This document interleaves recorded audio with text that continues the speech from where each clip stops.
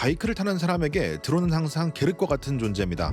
내가 바이크를 타는 모습을 다양한 시각으로 찍어줄 수 있는 최고의 아이템임과 동시에 엄청난 크기와 무게를 차지해서 다른 여러 가지를 포기하게 만드는 공간 차지, 시간 뺏기의 주범이기도 하죠. 그런데 DJI 네오2는 일반적인 드론과 다르게 압도적인 휴대성을 가지고 있어서 조금만 신경 쓴다면 일반적인 카메라 챙기듯이 라이딩을 떠날 수가 있습니다. 바이크 유튜버 입장에서 바라본 DJI 네오2를 구매해야 하는 이유, 지금 바로 시작하겠습니다. 네오2의 가장 큰 포인트는 리모컨이 아예 필요가 없다는 건데요. 그냥 네오2 하나만 딱 챙기면 바로 비행이 가능하고 비행 시간에 욕심이 난다면 배터리 세트 하나만 추가해서 이용하면 되죠. 드론과 추가 배터리 크레드를 동시에 챙긴다고 해도 이 정도 사이즈밖에 되지 않기 때문에 휴대성은 여전히 훌륭합니다. 저 같은 경우에는 바이크에 탱크팩을 설치해서 이렇게 드론을 넣고 빼면서 사용하고 있는데요. 말 그대로 언제든지 어느 상황이든지 바로 드론을 띄울 수 있고 다시 내릴 수 있습니다.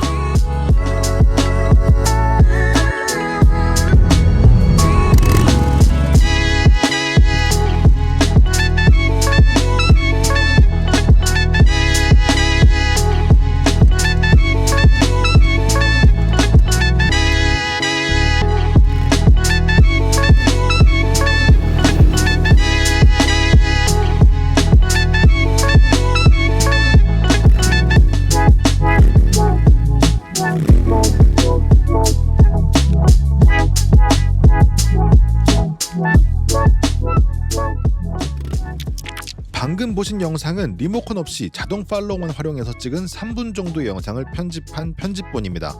그럴듯하죠?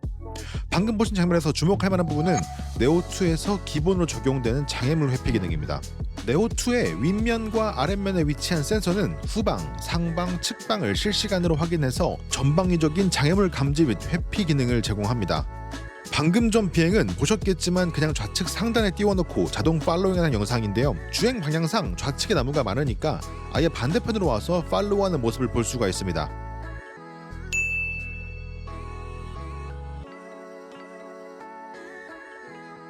지금 이 모습이 따로 컨트롤한 게 아니라 네오2가 스스로 판단한 겁니다. 이 부분도 마찬가지인데요. 앞면을 찍고 있는 상태에서 바이크가 먼저 출발하자 자연스럽게 뒤에서 옆으로 따라붙죠. 그런데 앞에 버스가 있으니까 가속해서 버스를 피한 뒤 다시 앞으로 오는 모습입니다. 덕분에 오히려 좀 더 역동적인 장면 연출이 되고 마치 조종한 것 같은 샷이 나오니까 이런 부분은 정말 훌륭했습니다. 그렇다면 이런 팔로우는 어디까지 나를 따라올까요? 가능한 선에서 최대한 테스트를 해봤는데요. 기체 스펙상 최고 속도가 40km 정도이기 때문에 실제로 고속도를 넘어가면 팔로우도 점점 멀어지는 모습이었습니다. 다행인 건 이 폐사체를 분간할 수만 있다면 놓치기 직전까지는 이 최고속으로 계속 따라가 준다는 점이었는데요. 지금 이 장면에서 보시면 제가 순간적으로 60km 정도까지 가속하면서 주행을 했습니다. 그런데 보시면 거리가 멀어지긴 하지만 어떻게든 따라는 오는 걸 볼 수가 있죠. 결과적으로 너무 멀어지면 팔로우가 중단되고 그 자리에서 호버링하기 때문에 너무 멀어지지 않도록 주의하면서 촬영을 해주셔야 되겠습니다. 놀라운 건 이렇게 간단한 비행 정말 아무런 설정 없이 가능하다는 겁니다. 전원을 켜면 작은 디스플레이가 들어오는데 여기서 앞뒤 토글을 활용해서 바로바로 원하는 모드를 변경하고 세부 조작도 할 수가 있습니다. 네, 이거 정말 쉬워가지고 잠깐 보여드릴게요. 여기 전원을 켜면 바로 이렇게 화면 나오는데 여기서 요거 옆에 토글 키가 있습니다. 이게 비행 시작 키, 토글 키가 있는데 이 토글 키 중에 하나만 그냥 누르면 Circle, Droney, Selfie shot. 이런 식으로 변경이 되고요. 여기서 내가 뭔가 바꾸고 싶다라고 하면 이걸 팔로우에서 바꿔볼게요. 그냥 토글 키 길게 누르면 이렇게 깜빡깜빡하죠. 이 상태에서 또 클릭 한번 하면 Rear left, left, front left, 팔로우를 어디서 할지, front, 앞에서 할지, front right, 옆에서 오른쪽으로 할지, right, 오른쪽으로 할지 이런 식으로 설정할 수가 있는 거고, 그래서 한 번 더 길게 누르면 넘겨갔죠. 여기서 위치를 플랫으로 할지, low angle, 아래서 할지, high angle, 위에서 할지, 또 길게 누르면 넘어갔죠. 거리를 가까이 해야 할지, far, 멀리 할지, medium, 중간으로 할지. 끝입니다. 여기서 그냥 이거 다시 비행 시작 버튼 누르면 앞단으로 나오고요. 여기서 다시 누르면 이제 rocket, 옆으로 또 돌아갑니다. circle, Droney, 정말 쉬워요. 이 버튼은 사실상 두 개만으로 그냥 다 설정을 할 수 있는 거고, 이 상태에서 그냥 누르면 10 meters, Droney, 3, 이런 식으로 날아가는 겁니다. 진짜 간단하죠. 그런데 사실 이런 세팅의 경우에는 실제로 바이크를 타면서 할 일은 거의 없습니다. 기본 팔로우 모드로 띄운 다음에 이 제스처 컨트롤을 활용해서 위치를 고정하고 달리는 게 가장 심플하고 내 머릿속에 장면을 잘 표현해 줬습니다. 저는 이 기능이 이 바이크 라이더로서 네오2를 구매할 가장 분명한 이유라고 생각합니다. 이 드론을 띄우고 양손을 보인 후 벌려주면 드론을 멀리 보낼 수 있고요. 반대로 좁혀주면 다시 가까이 당겨올 수 있습니다.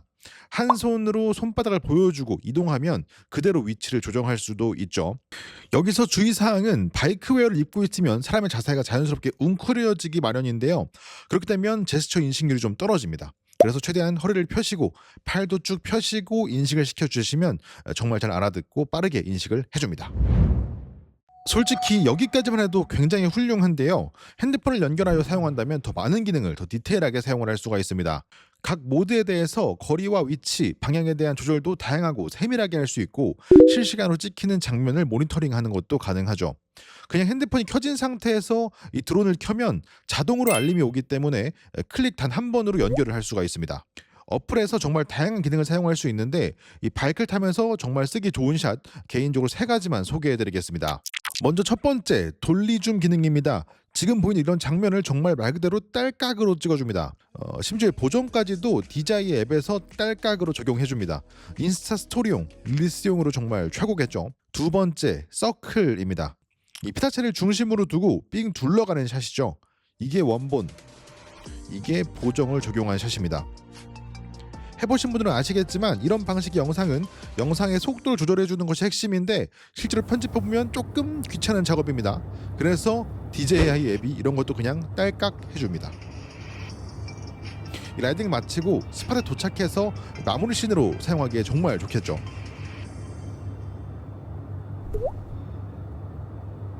세 번째 로켓입니다. 바이크가 여러 대 있다면 그 중간에서 이 로켓을 이용해서 좀 극적인 장면을 연출할 수가 있습니다.